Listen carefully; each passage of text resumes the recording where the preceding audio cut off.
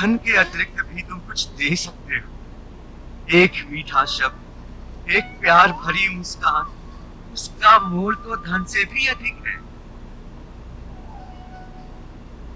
हर एक प्राणी भगवान का अवतार है, परंतु वह अपनी ही माया के जाल में फंसकर अपने आप को नहीं पहचानता। इस माया जाल से प्राणी कैसे मुक्त हो सकता है मुनिराज?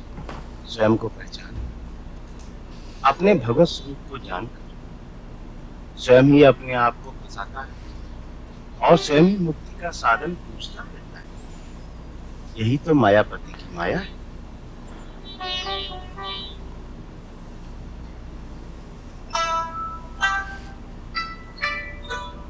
कुछ चमक रहा है ना?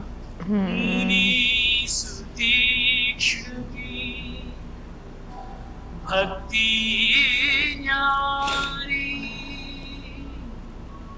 सन्मुख नाथ पलक ना भाई। को मायापति की देख के माया जिक्र ने खोले मुनिराया। अद्भुत यह संजोग स्वयं प्यासे तक वीर चले।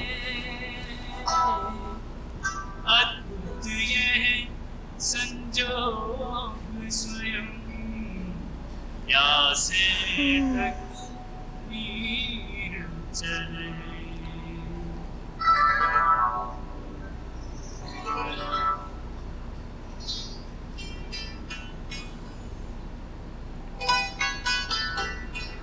मुनिवर सुधीश, मैं दशरथ पुत्र राम आपको प्रणाम करता हूँ।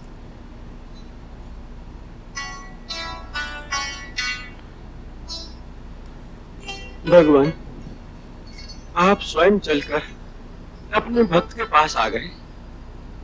कब से जिन श्री चरणों को हृदय पटल पर बिठाए बाट निहार रहा हूं, आज उन्हें साक्षात प्रणाम करने का अवसर आपने दे दिया।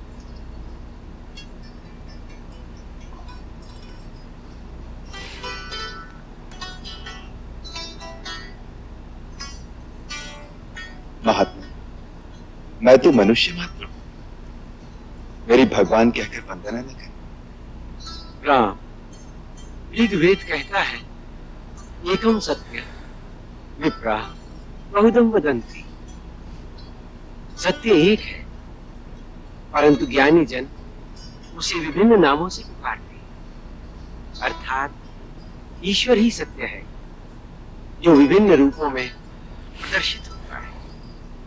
इस अनेकता में एकात्मकता के कारण यदि मुझे आपका रूप वही दिखता है जो भगवान विष्णु या शिव का है, तो इसमें आश्चर्य क्या है? इसीलिए मैं आपकी वंदना करता हूं। आप उस अवस्था में पहुंच चुके हैं जहां आपको प्राणी मात्र में भगवान का ही रूप दिखाई दे रहा है, इसीलिए आप ऐसा करें। पर इस समय मैं अपने कर्तव्य का मार्गदर्शन और आपका आशीर्वाद पाने की आकांक्षा से आपके श्री चरणों में। ठीक है, आप इस समय मानवीय लीला करना चाहते हैं तो ऐसा ही सही। भगवान, आपने जो अपना लक्ष्य निर्धारित किया है वो कर्तव्य आप कई वर्षों से निभा रहे हैं। आपके इस कर्म रूपी यज्ञ की पूर्ण सफलता के लिए मेरे गुरुदेव भगवान अगस्त ही आपको आशीर्वाद दे सकते हैं। आप उनके दर्शन करें। कई वर्षों से मन में साथ है कि महर्षि अगस्त जी के दर्शन, अब आप ही कृपा करके उन तक पहुंचने का मार्ग बता दें तो हम कृतार्थ हो जाएं। अच्छा, ये भी बहुत अच्छी एक्टिंग कर रहा है ना। चेहरे पे सुकून।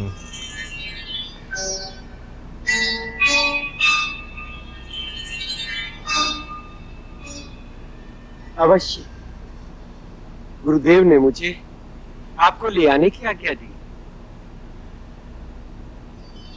चलिए, आपकी कृपा से मुझे भी गुरु चरणों के दर्शन फिर से प्राप्त हो जाएंगे। चलें?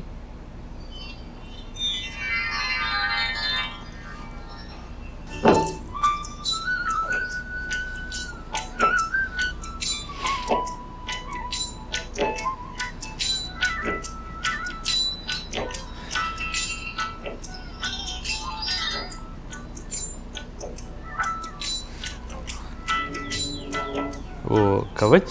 प्रभु, यही गुरुदेव का आश्रम है।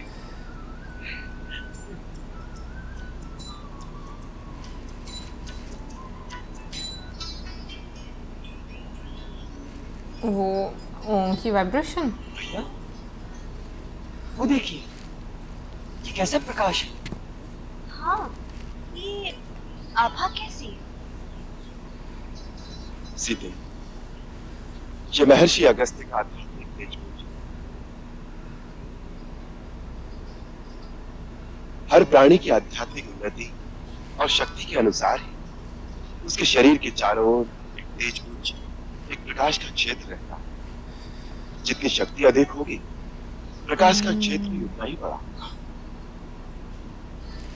महर्षि अगस्त्य अपने पराक्रम और अपनी शक्ति में अपने आराध्य और गुरु भगवान शिव के ही समान।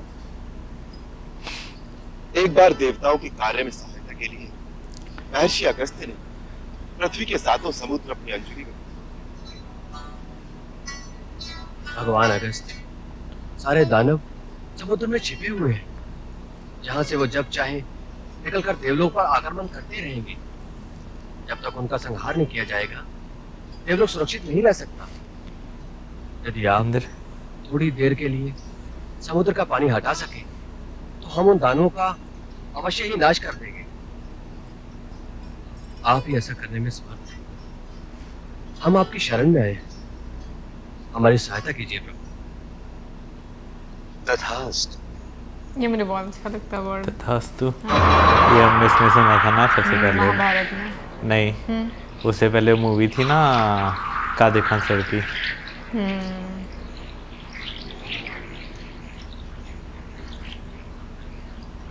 कितना अच्छा किया उन्होंने उस टाइम के लिहाज से। हाँ। मतलब चीज़ों को सोचना, प्लान करना।